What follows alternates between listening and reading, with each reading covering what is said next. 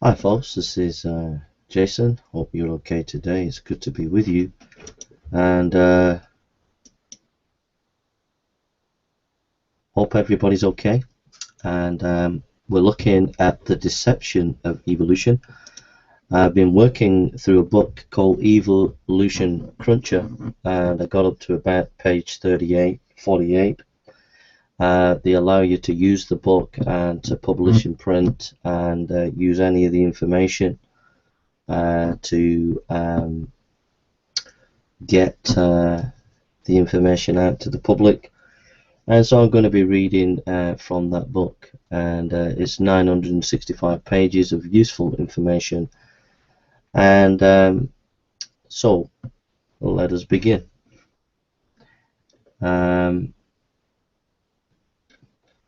We'll start from 1949. Chinese Communism, 1950, when the communists took control of China in 1950, the first new text introduced into all the schools was neither Marxist nor Leninist but Darwinian. Chinese communist leaders eagerly grasped evolutionary theory as a basic foundation of their ideology. The government established the Paleontological Institute in Beijing with a large staff of paleontologists dedicated to proving evolution. Sir Julian S. Huxley, 1887 to 1975, grandson of Darwin's bulldog Thomas Huxley, Julian Huxley was the leading spokesman for evolution by natural selection in the mid-20th century. Upon being named the first Director General of UNESCO, he was able to make evolution the keystone of United Nations scientific policy. He saw it as an opportunity to extend evolutionary thinking to the nations of the world, and he made the most of it. Julian Huxley UNESCO pamphlet. Pitdown skull debunked. In 1953, this piece of skull and separate jaw was the only clear evidence that man was descended from an ape-like creature. In 1953, Kenneth Oakley, British Museum geologist, Joseph Weiner, Oxford University anthropologist, and Lee Gross Clark, anatomy professor at Oxford, managed to get their hands on the Pitdown skull and jaw and proved it to be a total forgery. The newly developed fluorine test revealed the bones to be quite recent. Additional research showed the bones had been stained with bichromate to make them appear aged. Drillings into the bone produced shavings instead of ancient powder. The canine tooth was found to have been filled and stained.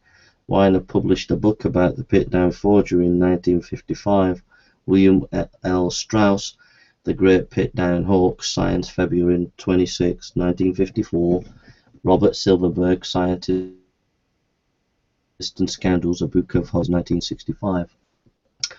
Amino acid synthesis in 1953, when Stanley Miller produced a few amino acids from chemicals amid a continuous small sparking apparatus. Newspaper headlines proclaimed life has been created, but evolutionists hid the truth. The experiment had disproved the possibility that evolution could occur. The amino acids were totally dead, and the experiment only proved that synthetic production of them would result in equal amounts of left and right-handed amino acids. Since only left-handed ones exist in animals, accidental production could never produce a living creature. Al Milner, Encyclopedia of Evolution, 1990, page 274. Discovery of DNA. 1953, Rosalind Franklin took some special photographs which were used in 1953 by Francis Crick and James Watson without giving her credit.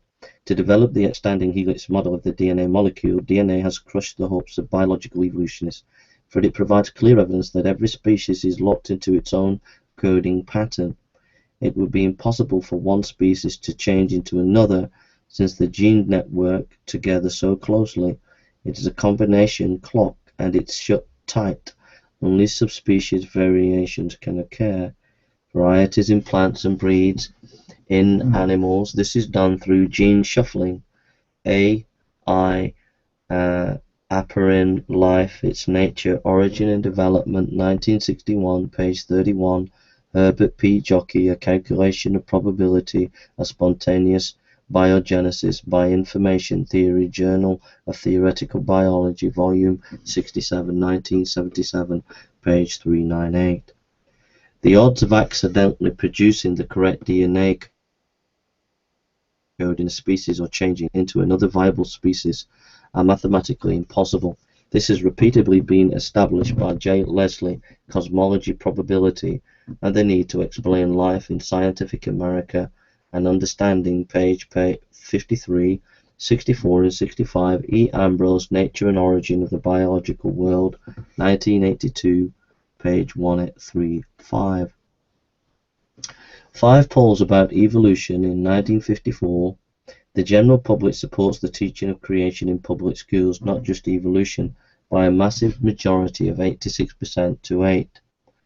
AP and NBC polls. Number 2, a national poll of attorneys agreed 56% to 26%, and find dual instruction constitutional 63% to 26%. The American Bar Association commissioned a poll. Number 3, a majority of university students at 2 secular colleges also agree, 80% at Ohio State and 56% at Oberlin. 2/3 of public school board members agree, 67% to 25%. American School Board Journal poll. A substantial minority of public school teachers favor creation over evolution. Houston Analytical Consulting poll source, W. R. Bird, Origin of Species, Revisited, 1954, page 8. Kurzweil Research, 1956. After 15 years of careful research, Donathan A. Kurzweil, Loma Linda University biochemist, published an important book, Exodus Problem and its Ramifications. Kurzweil correlated an ancient Egyptian and Bible events and dates, providing us with one of the best ancient chronologies available. He showed that Menethos king list overlapping in a major reduction in the duration of Egypt's dynastic history and placement of its first double ruler dynasty at around 2150 BC. This study, along with others reviewed in Chapter 21, Archaeological Dating, showed that archaeological dating does indeed correlate closely with Bible history. Due to a lack of space as we neared publishing time, we had to omit most of this chapter, but it is on our website. Thomson's attack on Darwin. In 1956, W. R. Thomson, a leading evolutionary scientist, was asked to write the introduction to the 1956 reprint edition of Darwin's Origin of Species. In it, Thomson scathingly attacked Darwin's theories and every essential point as worthless. W. R. Thomson, Introduction to Charles Darwin, Origin of Species, 1956 edition. Children's books. 1958. While evolutionists secretly recognize theory is falling through the floor to the gullible public, it is praised more and more as the scientifically proven answer to the mystery of life and matter. In 1958, The Wonderful Egg was published and immediately recommended by the American Association for the Advancement of Science as a worthwhile science guide for little children. 2 major NEA affiliates, the American Council on Education and the Association for Childhood Education International, gave it their highest recommendation.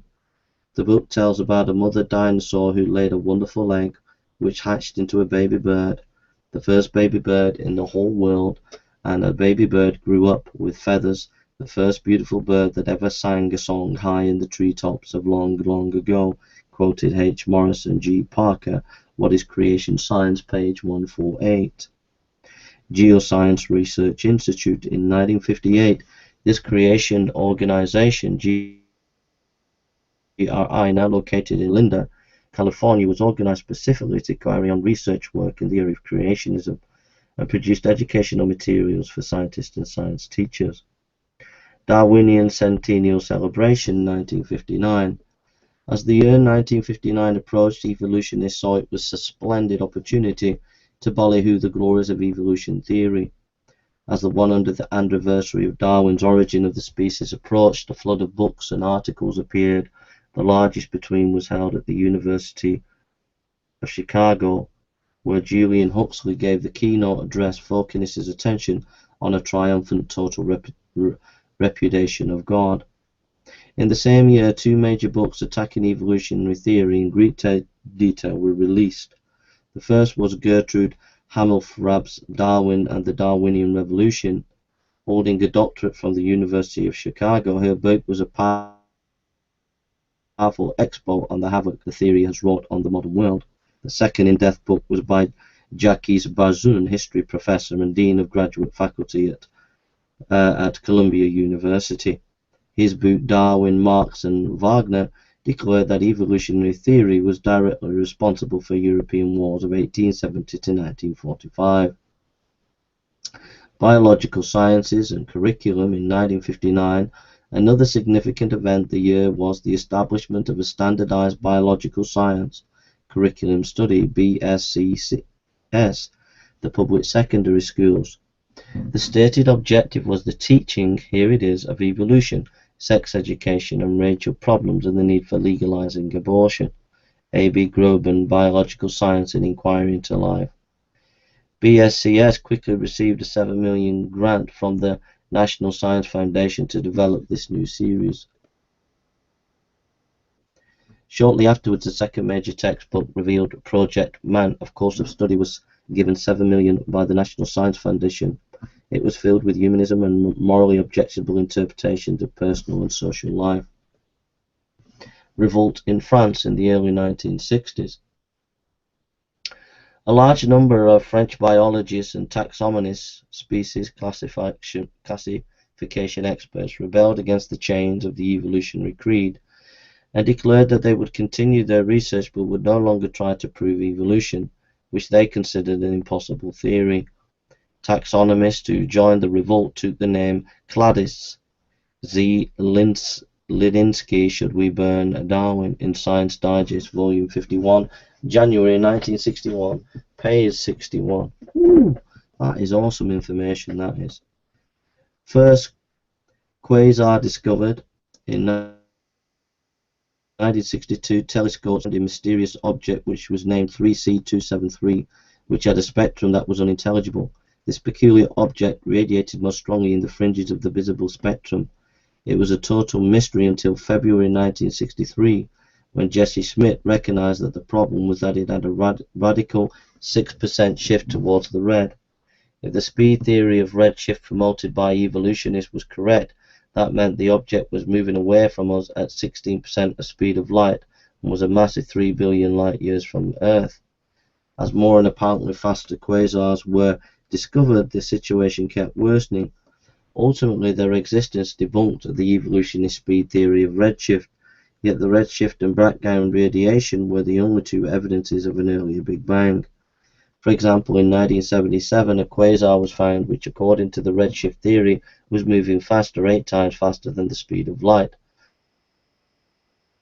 Of course, scientists know it impossible for anything to travel faster than the speed of light. George Abel, Exploration of the Universe, 1973, page 409, Time Life, Cosmic Mysteries, 1990, page 68 to 69, Sky and Telescope, 53, 1977, page 1702. Creation Research Society in 1963. This important creation research organization was founded by doctoral scientists with the express purpose of conducting research into creation evolution topics and publishing regular reports on them. Its journal reports have been of high scientific caliber. Background radiation. 1965, using a sensitive radio astronomy telescope, A.A. Penzias and R.W. Wilson, research at Bell Laboratories, discovered low-energy microwave radiation coming from outer space. Big Bang theorists immediately claimed that this proved the Big Bang. They said it was the last part of the explosion, but further research discovered that it came from every direction instead of only one, that it was the wrong temperature and that it was too even. Even discoveries in the 1990s have failed to show that this radiation is lumpy enough, their term, to produce stars and planets. Steady state universe theory abandoned in 1965. Fred Hoyle abandoned his steady state theory entirely in a public announcement at a meeting of the British Association for the Advancement of Science. He listed 5 scientific reasons why it was impossible. Nature, October 9th, 1965, page 113. The Switzerland meeting, 1965. It was not until the 1960s that the neo-Darwinists, those who had given up on natural selection, believed that mutations were the mechanism of cross-species change, began fighting with one another in earnest. At this meeting of mathematicians and biologists, mathematical doubts were raised about the possibility of evolution having occurred. At the end of several hours of heated discussion, it was decided to hold another meeting the next year. That's amazing stuff. The Witzer Institute Symposium in 1966. A milestone meeting was the four-day Witzer Institute Symposium held in Philadelphia in April 1966. A number of mathematicians familiar with biological problems spoke and clearly refuted neo-Darwinism in several ways. And an important factor was that large computers were by this time able to work out immense calculations, showing that evolution could not possibly occur even over a period of billions of years, given the complexity of DNA, protein, the cell, enzymes, and other factors. We will cite other examples here. Murray Eden of MIT explained that life could not begin by random selection. He noted that if randomness is removed, only design would remain, and that required purposeful planning by an intelligence. He showed that it was impossible for even a single ordered pair of genes to be produced by DNA mutations in the bacteria. E. coli, which is a very little DNA with the 5 billion years in which to produce it. Eden then showed the mathematical impossibility of protein forming by chance. He also reported on his extensive investigations into genetic data on hemoglobin red blood cells. Hemoglobin has two chains called alpha and beta. A minimum of 120 mutations would be required to convert alpha to beta. At least 34 of these changes required changeovers in 2 or 3 nucleotides. Yet Eden pointed out if a single nucleotide change occurs through mutation, the result ruins the blood and kills the organism. For more on the Witzer Institute, read the following book, Paul Moorhead and Martin Kaplan, Mathematical Challenges to the Neo-Darwinian Interpretation of Evolution, Witzer Institute, monograph number 5. Antelope Spring Tracks in 1968. Trilobites are small marine creatures that are now extinct. Evolutionists tell us that trilobites are one of the most ancient creatures that have ever lived on planet Earth, and they lived millions of years before they were human beings. William J. Meister, Sr., a non-Christian evolutionist, made a hobby of searching for trilobite fossils in the mountains of Utah. On June 1, 1968, he found a human footprint and trilobites in the same rock, and the footprint was stepping on some of the trilobites. The location was at Antelope Springs in about 43 or 60 kilometers northwest of Delta, Utah. Then breaking off a large 2-inch thick piece of rock, he hit it on edge with a hammer and it fell open in his hands. To his great astonishment, he found on one side the footprint of a human being with trilobites right in the footprint itself. The other half of the rock slab showed an almost perfect mold of a footprint and fossils. Amazingly, the human was wearing a sandal. To make a longer story short, the find was confirmed when scientists came and found more sandal footprints. Meister was so stunned that he became a Christian. This was Cambrian strata, the lowest level of strata in the world, yet it had sandal human footprints. Hallelujah. That's tremendous, amazing. Discovery of trilobite fossils in shod footprints of humans in trilobite beds, a Cambrian formation, Antelope Springs, Utah, in Why Not Creation, 1970, page 190. The Appalachian Institute Symposium in 1969. A follow-up meeting of scientists was held and given the title Beyond Reductionism, but it only resulted in fruitless discussions by scientists who had carefully researched the problems with men who were desperately trying to defend the evolutionary theories against the ever-growing mountain of evidence to the contrary. First moon landing in 1969. By the 1950s, scientists were able to predict that if the moon was billions of years old, it would have a thick layer of dust many miles thick. This is due to the fact, as R.A. Layton explained, the lunar surface is exposed to direct sunlight and strong ultraviolet light. and extra rays from the sun gradually destroying the surface layers exposed rock, reducing them to dust at the rate of a few 10,000ths of an inch per year. In 5 to 10 billion years, this was produced 20 to 6 miles, 32 to 97 kilometers of dust. R. A. Lytton quoted in R. Weiss on Creation Evolution Controversy, page 175. Because of this, NASA first sent an unmanned lander which made the discovery that there is very little dust on the moon's surface. In spite of that, Neil Armstrong feared that he and Edwin Muldrin might suffocate when they landed, but because of the moon is young, they had no problem. Landing on July 20th, 1969, they found an average of 3 to 4 inches of dust on its surface. That is the amount one would expect if the moon were about 6,000 to 8,000 years old at a rate of 1 inch every 10,000 years. In Isaac Asimov's first published article in 1958, he predicted that the first rocket to land on the moon would sink gloriously in the dust and everyone inside would perish. Article mentioned in Isaac Asimov on Science, a 30-year retrospective, 1989, page 16 to 17. Born inventory in 1971. A complete listing of all the Australopithecine finds up to the end of 1961 was printed in a new book. This included all the African bones of our half-ape, half-human ancestors. Time, Life, The Missing Link, Volume 2. Although 1,400 specimens are described, most are little more than scraps of a bone or isolated teeth. Not one complete skeleton of one individual exists. When parts of bones are found, they of course can be moved into various positions and be interpreted as belonging to different creatures with very different skull and jaw shape. To this day, there is no real evidence of any genuine non-human ancestor of ours. Chapter 13 explains why reputable scientists question or reject the various finds by anthropologists. Matthews attacks Darwinianism. In 1971, by the later part of the 20th century, even though the ignorant public continued to be told that evolution was triumphant, proven success, it was difficult to find any scientist who would defend Darwinian theories before his peers. L. Harrison Matthews, and other distinguished scientists, was asked to write a new introduction to Darwin's Origin of the Species to replace Thompson's 1956 introduction, which scathelessly attacked Darwinianism. In his introduction, Matthews said that Thompson's attacks on Darwin were unanswerable. Then Matthews proceeded to add more damaging facts. L. Harrison Matthews' Introduction to Charles Darwin, Origin of the Species, 1971 edition.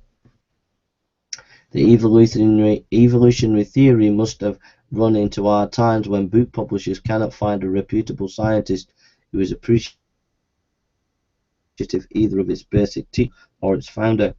Nice Symposium, 1972. By the early 1970s, not only were biology evolutionists in turmoil, but cosmologists and astronomical evolutionists were also. The Nice Symposium met in April 1972 to summarize what had been accomplished and to list what was still unknown. The unanswered questions included just about every aspect of evolution in outer space. See Nice at the back index of a number of the questions. How did hydrogen clouds form themselves into stars? How did linear momentum from theorized Big Bang change itself into angular momentum and begin circling? How did the planets and moons form? The entire list is mind-boggling. After all these years, the astronomers still do not have an answer to any of the basic evolutionary problems.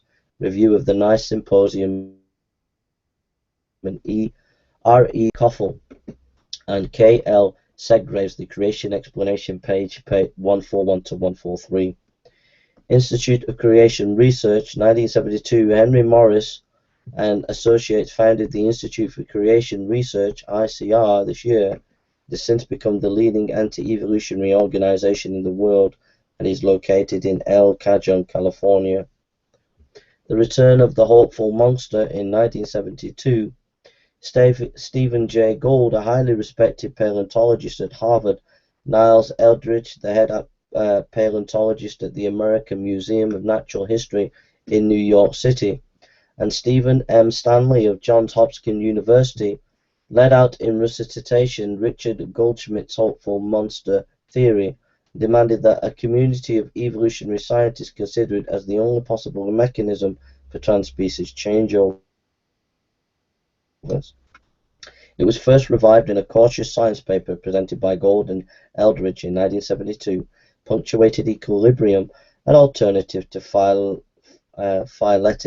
gradualism in 1972, but it was not until 1977 that an article by Gold brought it back to center stage, Return of the Hopeful Monsters in Natural History, June-July 1977. The increasing despondency amongst evolutionists over their inability to use natural selection or mutation to provide even the slightest evidence of cross-species evolution eventually led a number of scientists in the 1980s to switch over to this astoundingly ridiculous concept that millions of beneficial mutations occur once every 50,000 years to two creatures, a male and a female, who are living near each other, thus producing a new species pair. Poll of citizens and parents in 1973, a survey of 1,346 homes found that 89% said creation should be taught in the public schools. In a separate poll in 1995, Holmes 84% said scientific evidence for creation should be presented along with evolution, a comparison of students studying two models in Decades of Creation, 1981, page 55 to 556. Dudley's radio dating research in 1975. Radio dating of the cemetery rocks based on uranium and thorium and other chains had been relied on heavily to provide the millions of years dates, but a broad variety of research data repeatedly demonstrated that these methods are extremely unreliable. Much more on this in Chapter 6. Inaccurate dating methods. H.C. Dudley, one of these researchers, found that using pressure, temperature, electric and magnetic fields stressing molecular layers, he could change the decay rates of 14 different radioisotopes. The implications of this are astounding. The strata were laid down under great pressure and samples would vary widely to temperature and other changes. Such discoveries, along with the fact that the dates never agreed with one another, greatly reduced the value of radio dating radium, thorium, and other rocks. H.C. Dudley, Radioactivity Re-examined in Chemical and Engineering News, April 7, 1975, page 2. Leakey's footprints. In 1977, throughout the 20th century, human footprints have been found in supposedly ancient rocks, sometimes with dinosaur prints. We will mention only a couple examples in this chapter. In Chapter 13, Ancient Man for More. In approximately 1977, Mary Leakey found L.A.T.O.L.I. in Africa, 30 miles, 40 kilometers south of Olduvai, Georgia, human footprints which by strata they are on evolutionists date at 4 million years in the past. Yet they are identical to modern human footprints. These and other footprints disprove evolutionary theory, especially those in which dinosaur prints are found with human footprints. Dinosaurs are said to be dated from 65 million to 135 million years ago, whereas man is said to have appeared far more recently. National Geographic, April 1976. Science News, February 9, 1980. Plesiosaur discovered in 1977. Scientists have wondered for decades whether an extinct dinosaur would ever be found alive. Then in April 1977, a Japanese fishing vessel caught a 4,000-pound, 1,814 kilogram, 10-meter creature in its nets of the east coast of New Zealand. A qualified zoologist was on board and photographed and examined it carefully and confirmed that indeed it was a plesiosaur, a sea-dwelling dinosaur which supposedly had been dead for 100 million years. They were so thrilled that they published scientific papers on it, issued a postage stamp, but recognizing that the creature would disprove their fossil strata theory, Western scientists said it must have been a sea lion. There was an almost total news blackout on this in the West, with the exception of a few publications. New York Times, July 24, 1977, Nature, July 28, 1977. There is more data on Chapter 12, Fossil and Strata. That's amazing, man. Absolutely amazing. See how deceptive it all is. Absolutely deceptive. Couldn't believe. You can't believe. You couldn't make it up if you tried. I mean, absolutely devastating to evolution. All this information, and it's all documented. You can all go and check it and find out how these evolutionists cover it all up, throw it under the carpet where they've been exposed. And did you hear that? A complete blackout. A complete and utter blackout of the Western media on that issue. Come on, folks, you got to wake up. Chinese characters explained. In 1976, Chinese is one of the most ancient written languages in existence. Each Chinese character is a combination of several different words. C.H. Kang and Ethel R. Nelson did extensive research into Chinese words and discovered the characters contained the story of creation, the Garden of Eden, and the fall of Adam and Eve, and the flood story. For example, the word boat is made up of two words, vessel and eight, Genesis 7:7, Genesis chapter 13, 8 and 13. Tempter is devil, cover and tree, Genesis chapter 3, 1-6. In chapter 14, effects of the flood, will be found several more examples, plus an illustration of what some of them look like. C.H. Kang, Ethel R. Nelson, The Discovery of Genesis, How the Truths of Genesis Were Found Hidden in the Chinese Language, 1979. That's amazing. Poll of University Students, 1979.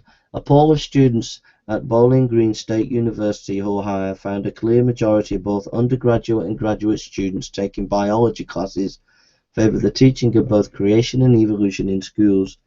Undergraduate students, 91%, graduate students, 71%, and it says Jerry Bergman, Attitude of University Students Towards the Teaching of Creation and Evolution in the Schools, Origins, Volume 6, 1979, page 64 to 66. Notice all these, these polls that have come up from 1953 to the 70s, many people saying they would like to hear the creationist viewpoint. But the intellectual elite and those who were in charge of education in America and in the West made it quite clear that no, they were not going to allow any other particular position to be taught in schools. And yet, even academics, even students were saying no, we should have an open discussion. So the academic world in the West does not allow a fair enough discussion within schools and colleges and universities about any information that might critique evolution. Polystrate mystery solved. In 1980, upright polystrate tree trunks in 10 to 30 feet, 31 to 95 dm in length, have often been found in coal beds, yet the coal beds were supposed to have been laid down over millions of years. Why are vertical tree trunks in them? Just after the St. Helens explosion in May 1980, analysis near Spirit Lake revealed many vertical floating tree trunks in it. During the flood, such tree trunks would easily have quickly been surrounded by sediment and buried. Edward L. Holt, upright trunks of neocalamites form in the upper Triassic. Journal of Geology, 55, from 511 to 513, 1947. Stephen A. Ustin of Mount St. Helens and Catastrophism in Impact, July 1986, page 13. Next, Sunderland interviews the experts, 1980 to 1981. Over a one-year period and with their permission, Luther Sunderland tape-recorded interviews with three of the most important paleontologists in the world, who are in charge of at least 50% of the major fossil collections on the planet, covering every basic fossil discovery in the past 150 years. He found that not one of them could name a single missing link. A halfway species between our regular species. L.D. Sunderland, Darwin's Enigma, page 89. There are no transitional forms. For more on this, see Chapter 12, Fossils and Strata. Chicago Evolution Conference, 1980. While the newspapers, popular magazines, and school textbooks emblazoned evolutionary theory as being essentially proven scientifically in so many ways, the evolutionary scientists were discouraged. They knew the truth. The Switzerland, Worcester and Abelard meetings had clearly shown that theirs was a losing cause. However, in yet another futile effort, in October 1980, 160 of the world's leading evolutionary scientists met again, this time at the University of Chicago. In brief, it was a verbal explosion. Facts opposing evolution were presented, and angry and insults were hurled in return. The following month, Newsweek, November 3, 1980, reported that a large majority of evolutionists at the conferences agreed that not even the neo-Darwinian mechanism of mutation working with natural selection could no longer be regarded as scientifically valid or tenable. Neither the origin nor the diversity of living creatures could be explained by evolutionary theory. I can't believe this. This is just crazy. This is why, as evolutionists and those who believe in evolution, why you can't see that this is all a bunch of lies. You had in the Chicago meeting, you had hundreds of you had, how many was it? You had I just can't believe it. 160 of the world's leading evolutionary thinkers, who were leading evolutionary scientists, make a statement. A large majority of evolutionists at the conference agreed that not even the neo-Darwinian mechanism of mutations working with natural selection could no longer be regarded as scientifically valid or tenable. Neither the origin nor diversity of living creatures could be explained by evolutionary theory. Roger Lewin, Evolutionary Theory Under Fire in Science, November 21st, 1980. J.R. Taylor, Great Evolutionary Mystery, 1983, page 55. Why is the public still told that evolution is essentially proven and all the scientists believe it, when both claims are far from the truth? New York City Evolution Conference, 1981. The following year, another important meeting was this one at the American Museum of Natural History in New York City. Colin Patterson, a senior paleontologist at the British Museum of Natural History, read a paper in which he declared that evolution was possibly anti-knowledge and added, "All my life I have been duped into taking evolution as revealed truth." Yet Patterson is in charge of millions of fossil samples and he is well acquainted with the collection. Commentating on the crisis, another scientist, Michael Ruse, wrote that the increasing number of critics, including many with the highest intellectual credentials, Michael Ruse, Darwin Theory and Exercise in Science, in the New Scientist, June 25th, 1981, page 828. Whew, my friends, it's very, very, very, very devastating stuff, this, my friends. Panspermia, 1981. Amid the series of desperation and despair rising from evolutionary scientists, one of the most famous scientists of the 20th century, a Nobel Prize winner, came up with a new theory. In 1981, Francis Crick, the co-discoverer of the structure of the DNA molecule, published a book declaring that directed panspermia was responsible for life on Earth. According to this theory, people from another planet sent a rocket down with living creatures on it in order to populate our planet. Crick admits that this does not explain how nearly all our plant and animal species came into existence, nor does it explain the transportation problem. Centuries of travel through the cold of outer space would be required.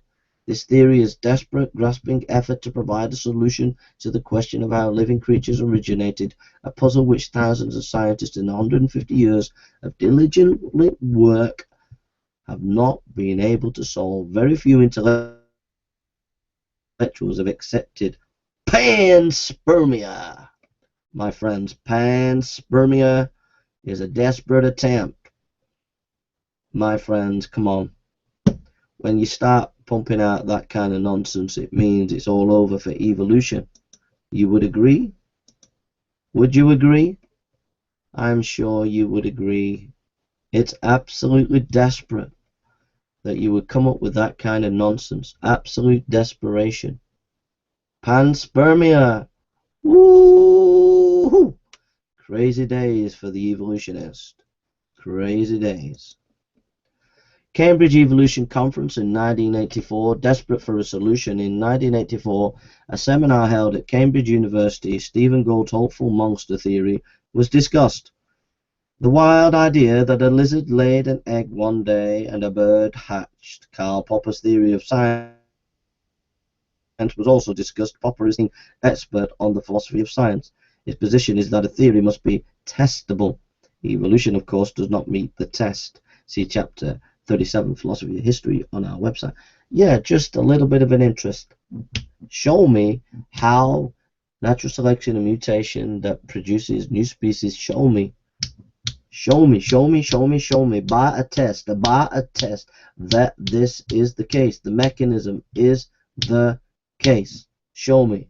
If you can't test it, then you can't believe it, if you know what I mean. And our second mechanism changeover in 1980s. The utterly unscientifically hopeless monster theory which Richard Goldschmidt proposed in the 1930s. Hey, I tell you what you evolutionists can do. You could put your monster theory and your panspermia theory and have a pans monster theory to come up with how life came on the earth. Oh, come on, my friends, it's just desperate. Yet as the years passed and a great mountain of evidence surfaced against both natural selection and mutations as a mechanism of cross-species change, the experts felt desperate. There was nothing left but the theory of sudden, miraculous million mutation, beneficial changes once every 50,000 years, which Gould, Stanley and their associates were increasingly urging. Just as astronomers had, in desperation, accepted the ridiculous Big Bang explosion theory 20 years before as the cause of a universe of orderly galactic systems, so the biological evolutionists now went farther out on their own evolutionary limb. Geneticists, biologists and paleontologists recognized that the evolution of one species out of another was impossible, otherwise evolution is in hopeless desperation fled to an imagined hopeful monster. Answers in Genesis in 1980 started Answers in Genesis, a creationist organization now located in Florida, Kentucky. It has rapidly become a powerful voice in unveiling evolutionary errors in meeting on college and university campus and elsewhere. For every one creationist organization now in operation, there ought to be 100. Why not start one yourself? Why not start one yourself? Halton C. Arp eliminated. In 1983, a leading astronomer and president of the Astronomical Society of the Pacific in the early 1980s, ARP, carried on research for over 30 years, including extensive research time at Palomar and Mount Wilson observatories. He studied over 260 galaxies in more than 80 groups and tabulated 24 main galaxies and 38 discordant redshift companions, plus much more. His studies clearly refuted the speed theory of redshift, which, along with background radiation, was the crutch that evolutionists leaned on to defend the Big Bang. Halton Arp, Quasars, Redshift and Controversies in 1987, page 5, plus many scientific articles. Threatened with disbarment from U.S. observatories if he did not stop tearing down one of the two Big Bang pillars, he refused. A few eminent astronomers, including the renowned astrophysicist Geoffrey Burbidge, made impassioned pleas for everyone to keep an open mind, but to no avail. In 1983, Caltech's Telescope Allocation Committee decided that ARP's line of research was not worthy of support, and he was to receive no more time for his work at the telescopes of Mount Wilson and Palomar observatories. Refusing to switch over to politically acceptable studies, he left Caltech for a position in the Max Planck Institute of Munich, where he continued to pursue his ideas.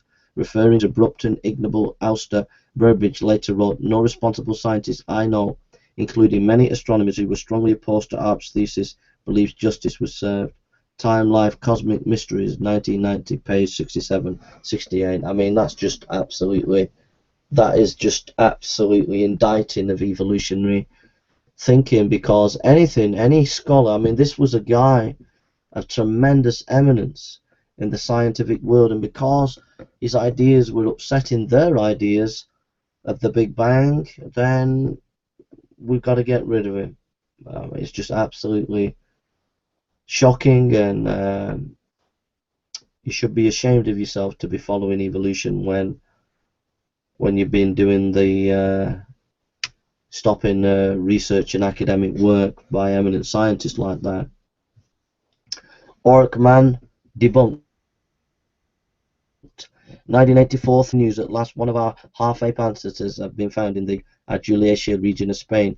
Certified as the oldest man in Europe by a distinguished team of paleontologists, it made the headlines. An investigation was mailed to scientists throughout the continent to attend a meeting where they could deliver learned papers about the matter. But then, the scientists in Paris discovered that it was a skull fragment of a 4-month-old donkey. Yes, a 4-month-old donkey. Spanish officials had to quickly mail 500 letters cancelling the meeting. As taken from a man. London Daily Telegraph, May 14th, 1984. Dear me, evolutionist, it's not looking good for you today, is it?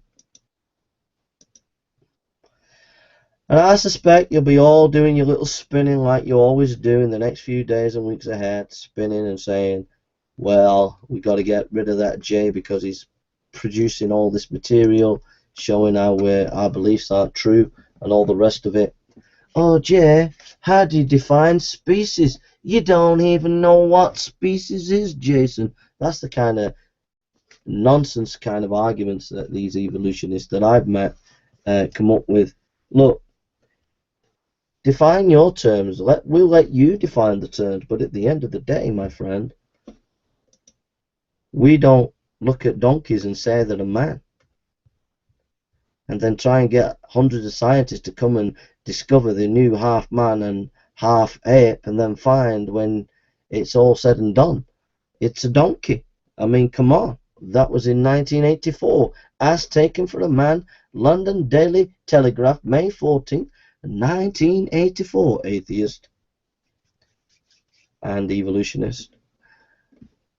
Archaeopteryx debunked in 1985, although no cross-species missing links, half of one species and half another, had ever been found. Something close to it had been discovered.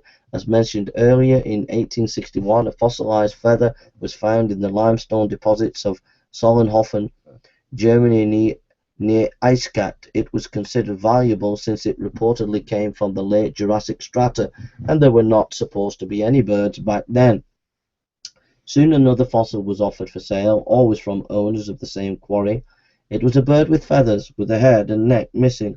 The British Museum paid a lot for it, so in 1877 another bird with feathers was offered for sale, and this one looked like it might have the head of a small dinosaur.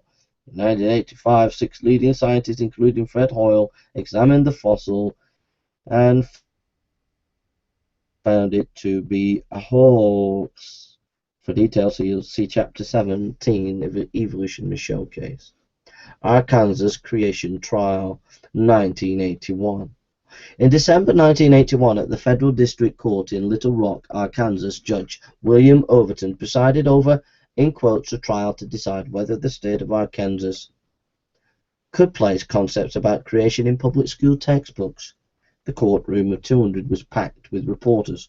The ACLU had over 50 lawyers and working on the case. In contrast, the Arkansas Attorney General Office could only commit 3 of its attorneys to the case.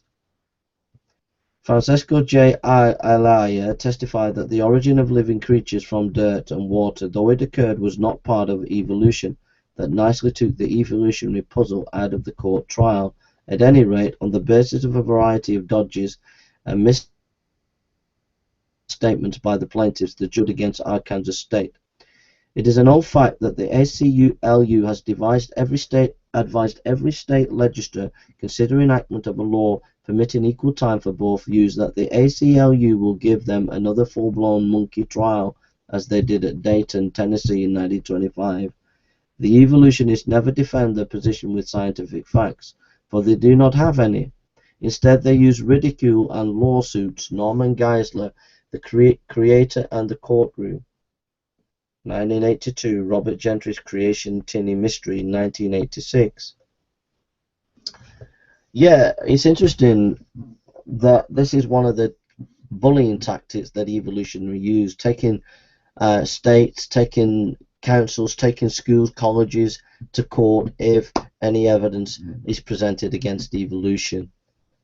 So basically, you're not in a free academic environment that's going on. Radioactive halos disproved molten earth theory.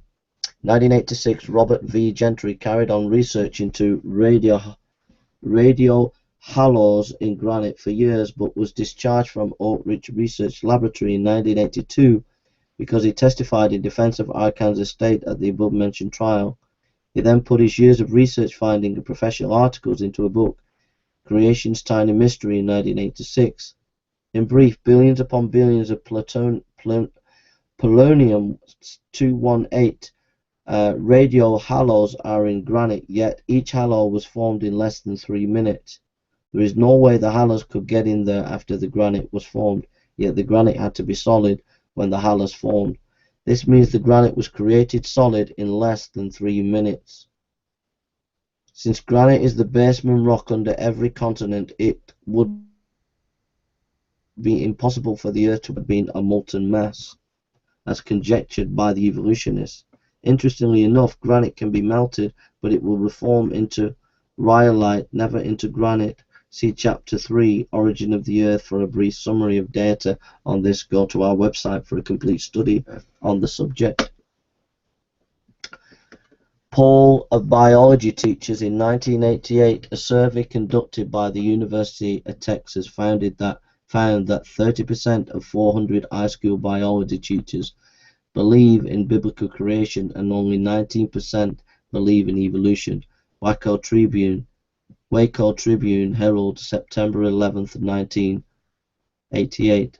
Chernobyl, 1986, is an evolutionary paradise. Since mutations are today thought to be the leading mechanism for achieving evolutionary change for the better, the intense radiation which the people received from 1986 should have brought them great benefit because of all the mutations it induced. They should be stronger, healthier, have improved organs and produce children which are higher forms of life. But this has not happened.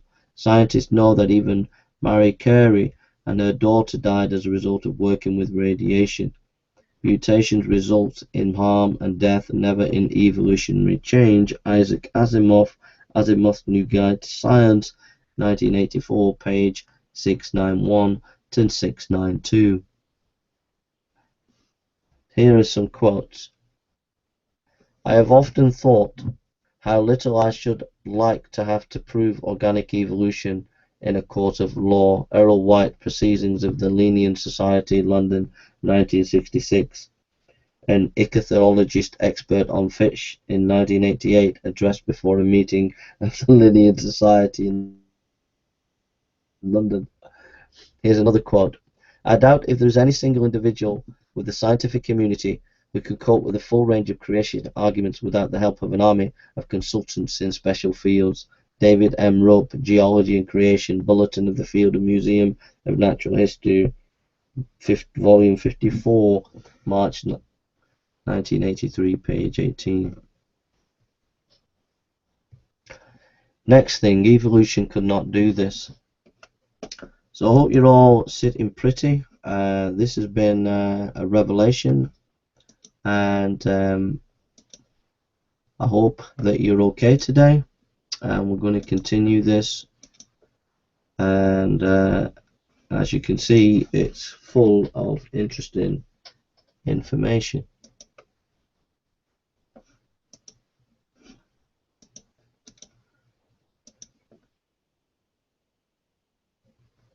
So we're going to have just a few more now. We've gone on for nearly an hour, or maybe longer than an hour, and this is the second part in the series. We've done Evolutionary Exposed, and we did over a full hour there.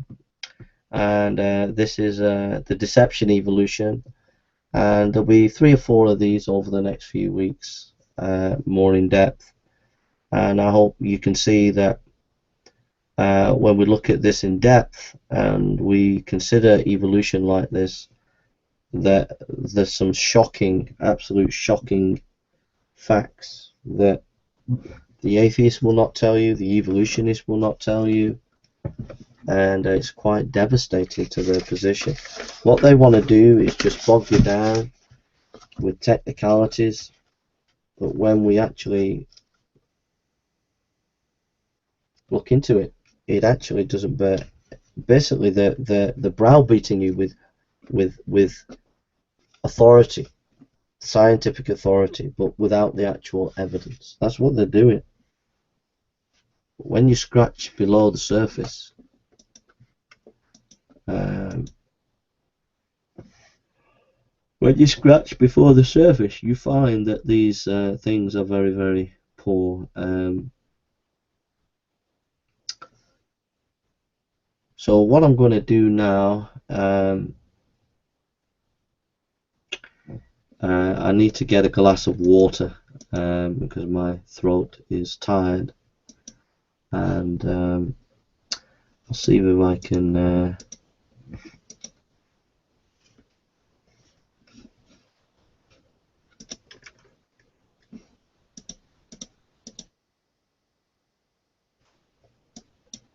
so what we'll do is I'll just play you a clip.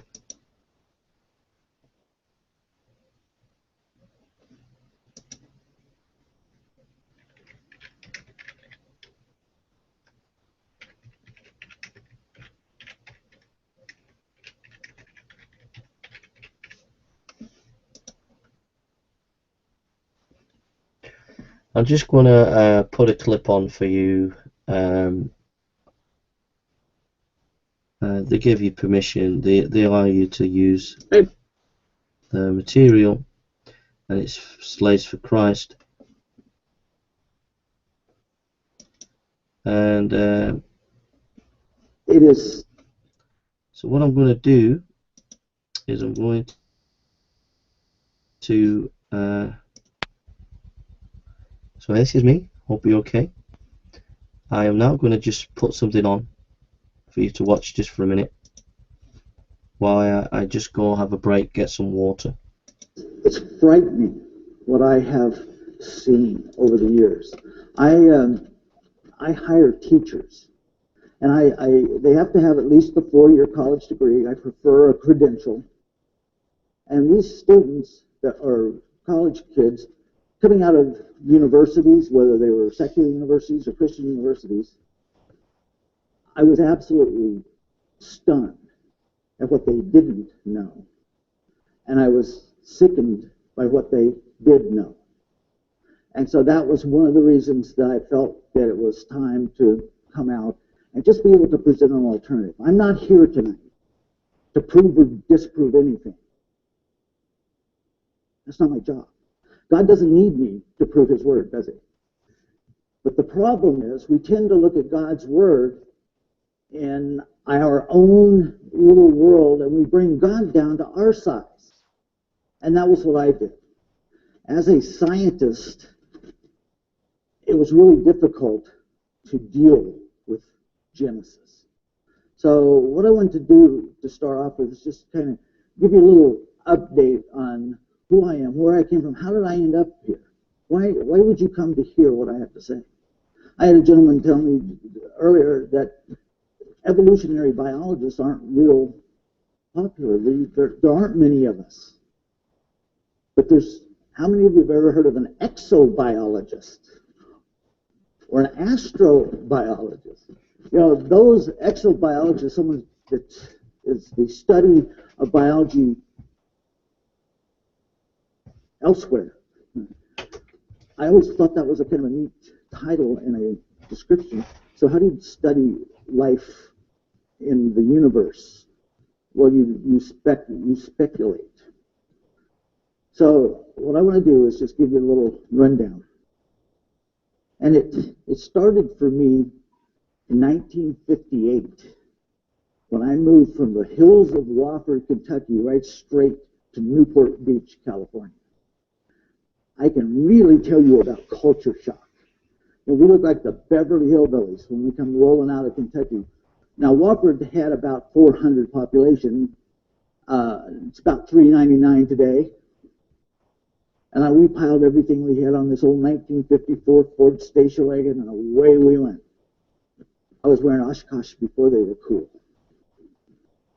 Well, I got to tell you, kids can be merciless.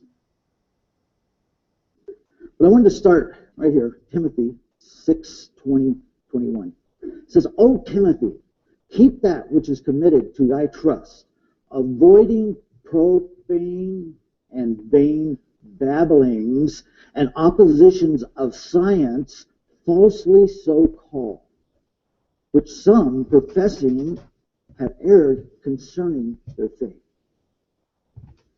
What I find that scientists have a way of complicating everything.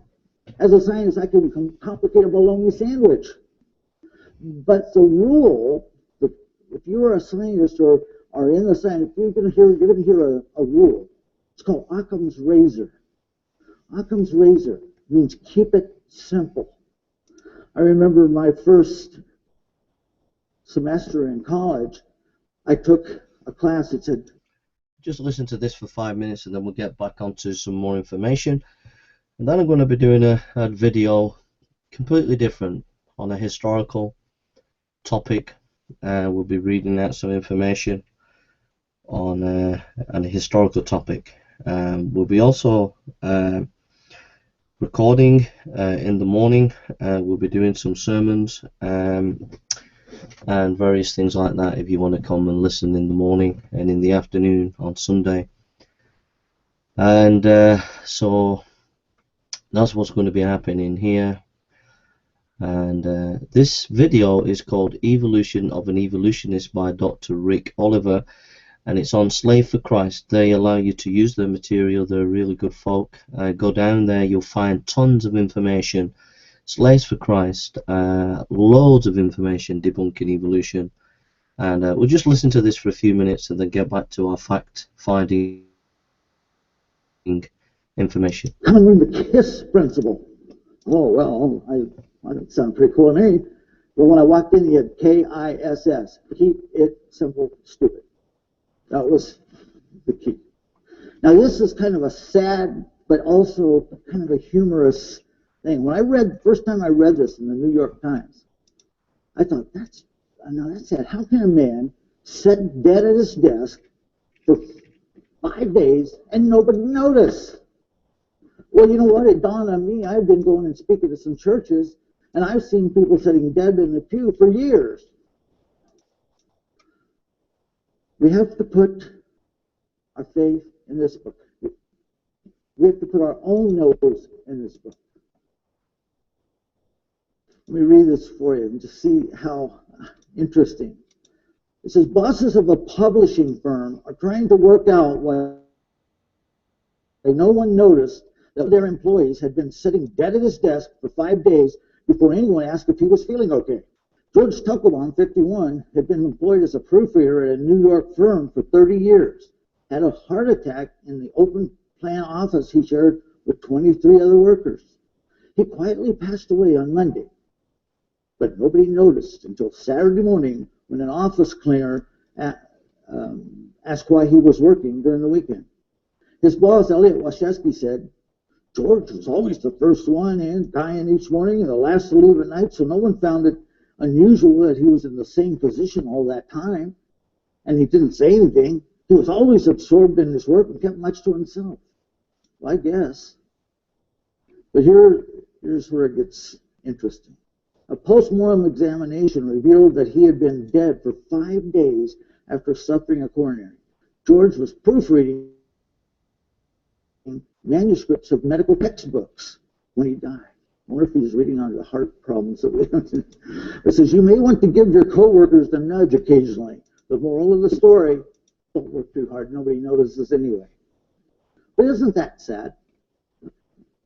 That a man can sit dead in his desk for 5 days and no one knows. What kind of impact did this man have on his colleagues, his peers, his family? So what kind of impact are you having? What kind of impact are you having on your neighbors, on your friends, your kids? See, we need to have an impact. Because, guys, I want to tell you, I am here tonight not because of some great textbook or some TV evangelist or anything else. I'm here for only one reason, and that's my mother and my grandmother never stopped praying for me. Everybody else kissed me on. And I'll tell you, I could avoid the Christians, and I did. And here's the hard part. It's when I was teaching, I taught high school for years, and then at the college level. I would give lower grades to some of my students just because I didn't like them, or they were Christians. So when I did accept Christ, I had this massive guilt problem to deal with. My mom or anybody in my family would send me birthday cards or Christmas cards. I could hold them up to the light and I could look and see a check or a gift certificate in there. I would throw it in the trash without opening it. Because I knew if I opened it, it would just say, praise the Lord, Jesus loves you, some of that religious stuff. That's how hardened I was. Guys, I was so hardened that I was not an atheist. I was an anti-Christian. I hunted them down. I loved to embarrass or humiliate a student who dared to challenge me in my classroom. But I got to tell you something. All the years I was teaching, and I had a lot of students challenge me, and a lot of times I just perceived that challenge when in fact it was just a honest, simple question. But one thing I noticed is that I never witnessed one of my Christian students ever take a stand. See, they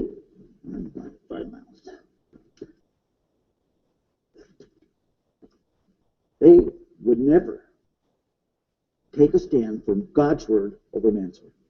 See, I would never allow their God into my science, but they always allowed my science into their God. And if they did that, I had them. And that's one of the things I want to talk to you about in these next few sessions. How we tend to bring God down to our size, put God in this box.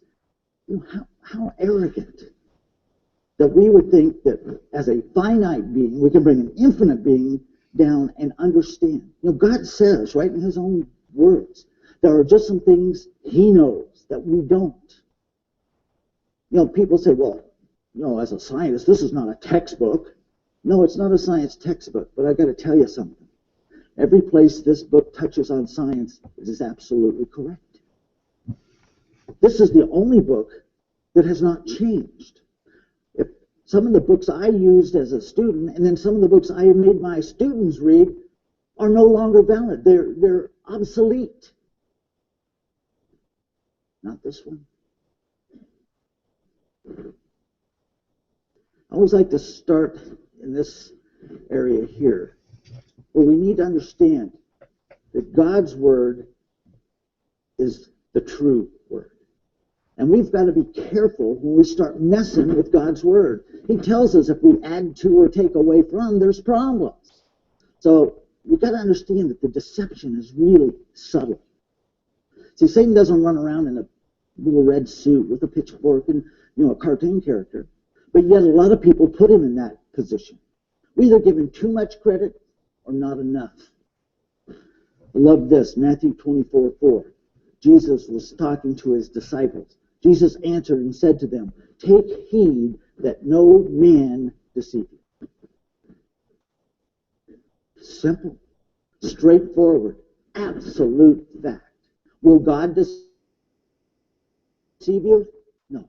But I guarantee you, men will deceive.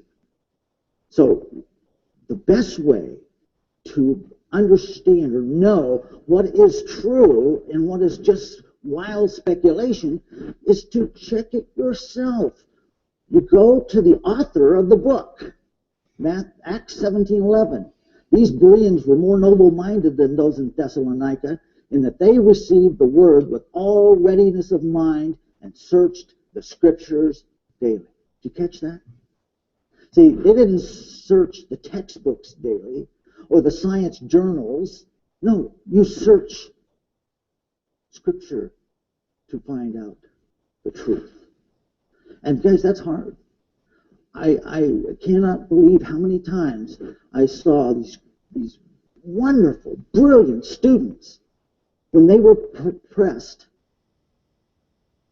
they would cop out for man's word over God's word every time. And I got to tell you, there's just two choices. You don't have to make a list over here and a list over here and all of these things. No, there's just two. God's word or man's word. Where do you want to put your faith? And that's what it's built on. You know, it's okay for you to have a different opinion than I do. It's okay for us to have different opinions. That's perfectly legitimate.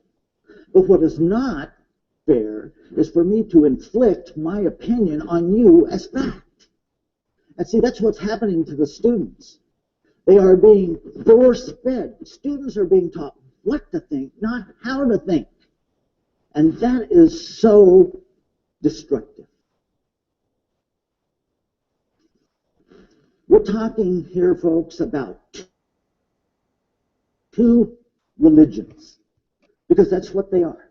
And see, I hear people say, well, you know, we shouldn't even use that word, evolution. You know, I had a lady sitting in the front row at Mount Hermon Conference Center. It's a huge conference center. It's been there since 1906. And it's a very solid Bible-based camp, where it was. But let me tell you, this little old lady sitting in that front row, I start talking, and after a few minutes, you know, she's sitting there, she had this cane, and she's leaning on it, and she just jumps up and comes right up to me. And I'm thinking, she's going to hit me with that stick? What? And she says, you're new here, ain't you, young man? Well, that tells you how old she was. She called me young man. And I said, yes, ma'am, I am. I'm relatively new here. She says, you know this is a Christian camp? I said, yes, ma'am, I do. That's why I'm here. She said, you shouldn't use that word. You used that word evolution 26 times. So she was sitting there counting how many times I used the word evolution. She never heard a thing I said. You know, evolution is not a dirty word, folks. Evolution just means change. That's why the title of my talk tonight is The Evolution of an Evolutionist. Pretty cool, huh? See, I have evolved into the creationist I am today. See, that just means I've changed. But let me tell you, my PhD tells people that I am a professional evolutionary biologist. So I believe in evolution. I know it works. I have made it work.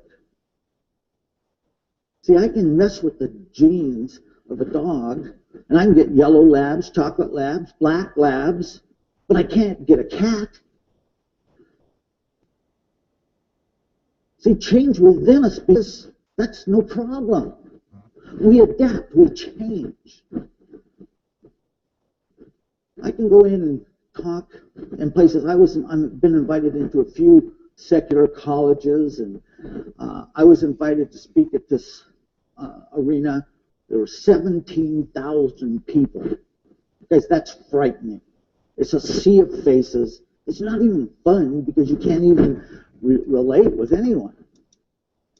But when I walk in there and I were to hold up my Scientific American, or in this case, the very latest issue of New Scientist, I get a nice ovation here.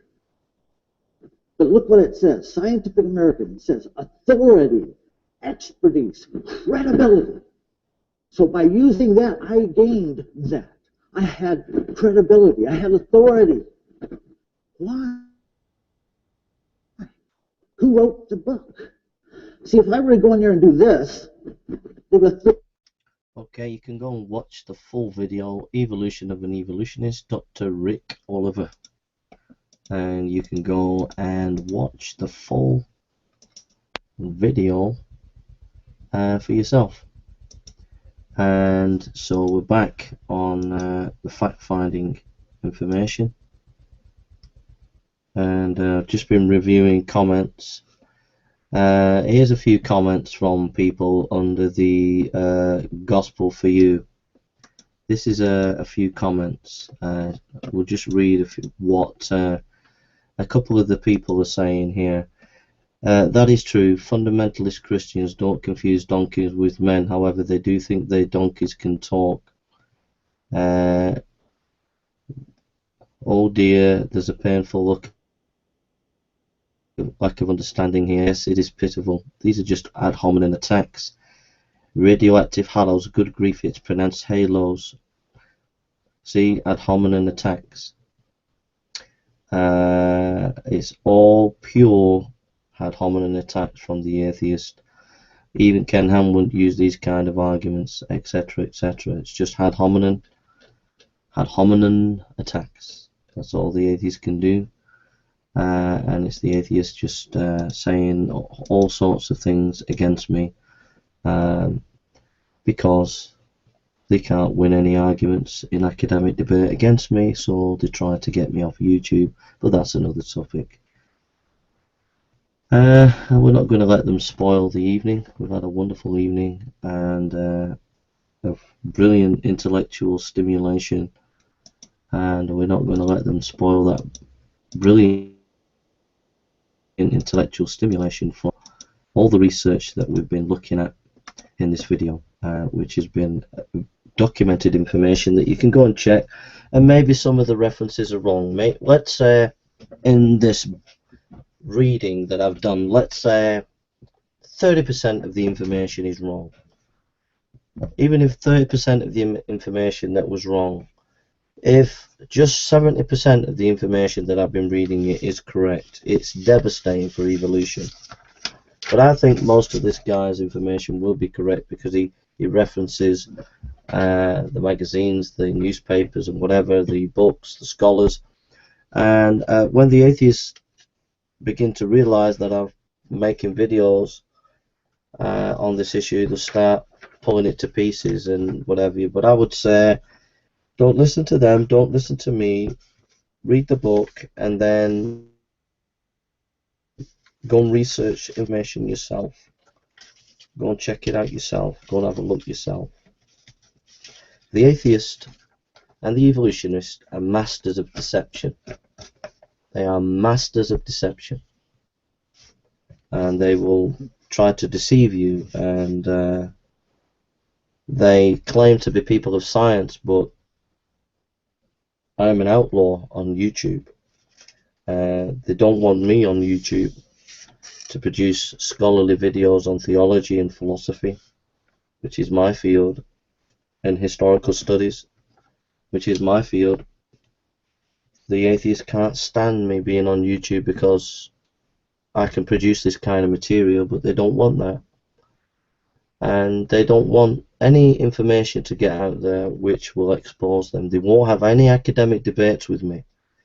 I've tried to get academic debates from the top people. The only academic debates that I could get with people are these lower atheists, and they're not academic debates. You get into a room with them, you try to organize an academic debate, and the next thing you know, they're accusing you of Nazis, being a Nazi, and all that stuff, and it's just deplorable, really. And so they cause controversies over silly, childish issues. They just can't actually get in a room and have a proper, old-fashioned, no-holds-barred, plain, simple academic debate. They've always got to snigger and laugh and mock and all the rest of it, and it's a shame. It's a shame because they're impeding, they're holding back academic research. They're holding the atheists on the internet, especially. They're holding back the intellectual climate of the West. They're clogging up the system. They're spoiling dialogue and discussion and debate on the internet because they are anti-intellectual, these atheists. And the same goes for the evolutionist. Actually, the evolutionists are anti-intellectual. They're actually stopping the progress of science. If we got rid of evolution and we embraced intelligent design, science would absolutely flourish, like it would be a new renaissance of science. But evolution is holding back science and regressing science back to the Dark Ages. In fact, it's holding back science for at least 150 years. But if we got rid of evolution, you would see an absolute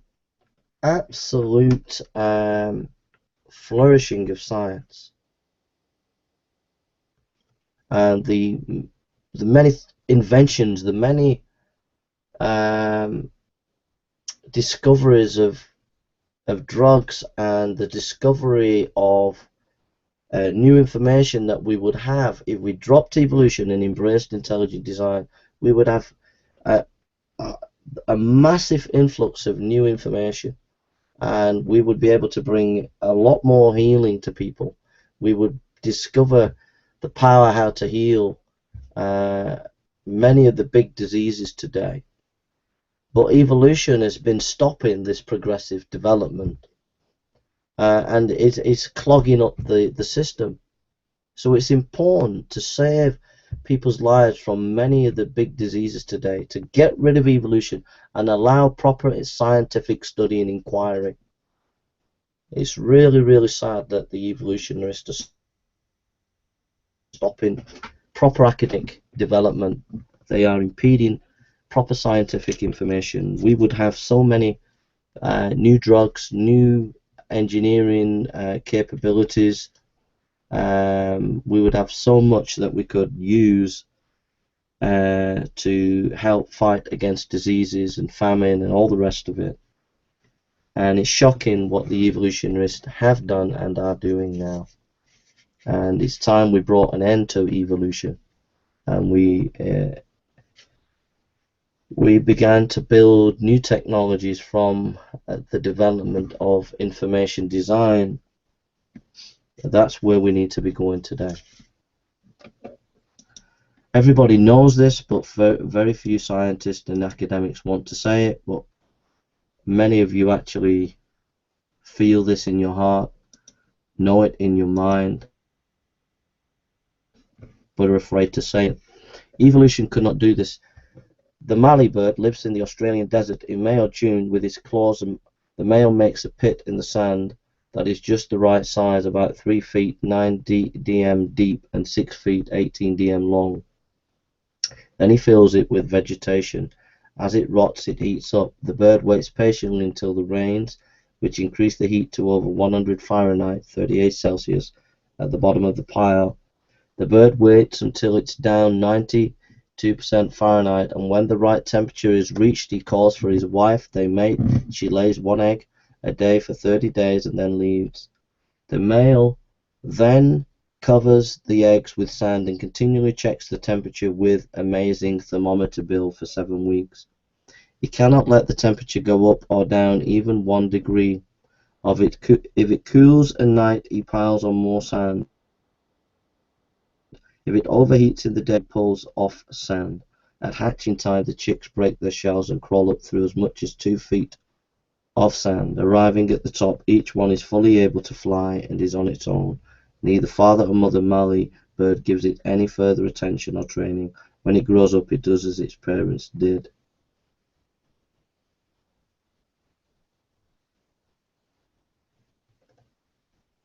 So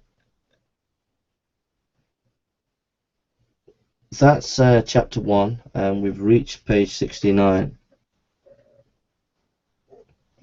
We'll be going through other chapters, and so this will be a series of maybe 10-15 videos of an hour long that we'll be doing. Now I'm going to be doing another video which will be on historical studies, so